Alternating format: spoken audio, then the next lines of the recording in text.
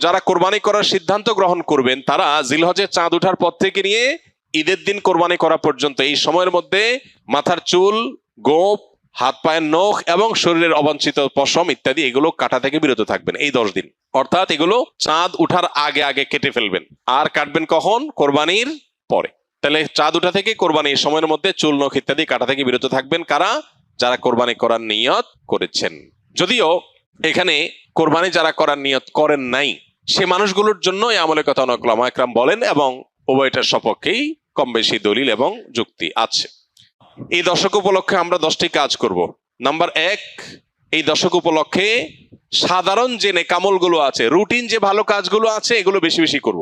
কারণ এই যে মাত্র যে হাদিসটা শুনলাম যে এই দশকের ভালো কাজ আল্লাহর কাছে সবচেয়ে বেশি প্রিয়, অতএব আল্লাহর কাছে যেহেতু সবচেয়ে বেশি প্রিয়, রমজানের পরে, রমজান তো মাস হিসাবে সবচেয়ে সেরা, দিন হিসাবে সবচেয়ে সেরা এই দশক, এই দশকের আমল যেহেতু আল্লাহর কাছে বেশি প্রিয়, অতএব এই দশকে যে কোনো ভালো কাজ, 5 ওয়াক্ত নামাজ পুরুষরা জামাতের সাথে তাকবীরুল্লাহর সাথে যতটা গুরুত্বের সাথে সম্ভব পড়বো, আর মহিলারা সময় মতো যথাসম্ভব উত্তম উপায়ে আমরা নামাজ পড়বো।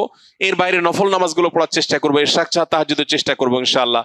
যত নফল আমল করা যায়, ফরজ আমলগুলোর ইহতিমাম বা গুরুত্ব আরোপ করা যায় সেগুলো করব। 1, নেকামল করা বেশি বেশি, কোরআন তেলাওয়াত, জিকির, আজকার সবগুলো। নাম্বার 2, যত রকম গুনাহ এবং পাপের কাজ আছে এগুলো সারা বছরই নিষিদ্ধ, হারাম। হারাম তো সারা বছরই হারাম। যে আমল, যে কাজ গুনাহ সেটা সারা বছর করাটাই গুনাহ, কিন্তু এই দশকে করাটা বিশেষভাবে নিষিদ্ধ এবং এই দশকে করাটা বিশেষভাবে জঘন্য। কারণ যে দশকে আল্লাহর কাছে নেকামল করা প্রিয় সেই দশকে আপনি বদামল করলেন, সেটা আরো জঘন্য হবে না?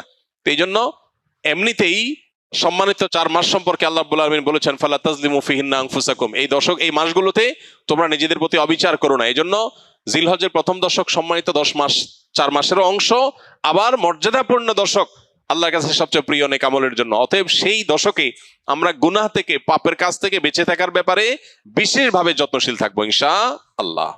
যে যে আমলে, যে যে বদামলের সাথে আমরা জড়িত, যে যে গুনাহের সাথে জড়িত, এই দশকে সেটাতে বেঁচে থাকার চেষ্টা করব। মোবাইলে, সোশ্যাল মিডিয়াতে, ফেসবুকে, হোয়াটসঅ্যাপে, ইউটিউবে কোনো হারাম জিনিস দেখবো না, শুনবো না এবং হারাম কাজ করবো না ইনশাআল্লাহ। নাম্বার 3, বেশি বেশি আল্লাহর জিকির করা। কারণ আল্লাহ তাআলা সূরা হজের 28 নম্বর আয়াতে এই নির্দিষ্ট দিনগুলোতে আল্লাহ বেশি বেশি জিকির করতে নির্দেশ করেছেন। অতএব বেশি বেশি আল্লাহর জিকির, যত রকমের আল্লাহ জিকির হতে পারে, মুখের জিকির, অন্তরের জিকির, এই জিকিরগুলো বেশি বেশি করবো ইনশাআল্লাহ। নাম্বার 4, যাদের হজের তৌফিক হয়েছে তারা এই দশকে হজ করবেন, হজ শুরু করবেন 8 তারিখে।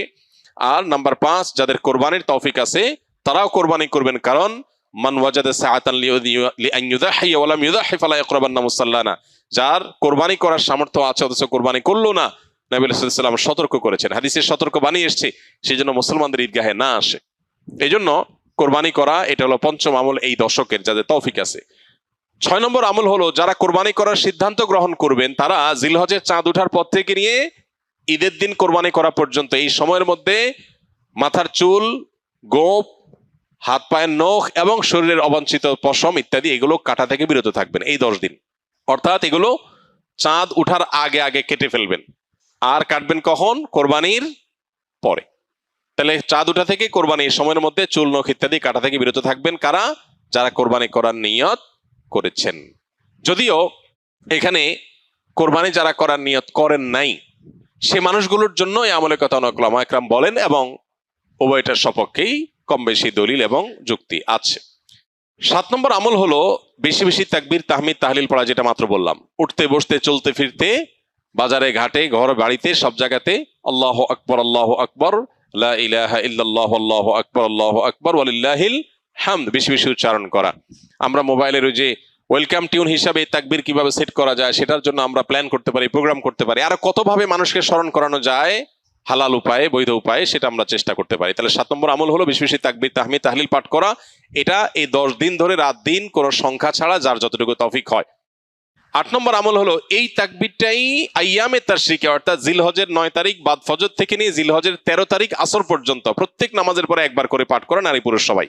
এটা আবশ্যক, সবাইকে করতে হবে প্রত্যেক নামাজের পরে একবার করে। এটা হলো তাকবীরে মুকাইয়াদ বলে, নির্দিষ্ট তাকবীর এই দিনগুলোতে এই নামাজের পরে। আর প্রথমটা বললাম 7 নম্বর আমল হলো সাধারণ তাকবীর, তাকবীরে মুতলাক, অর্থাৎ এই দশক জুড়েই সবসময় বেশি বেশি তাকবীর পাঠ করা। তাহলে 8টা আমল পেয়ে গেলাম।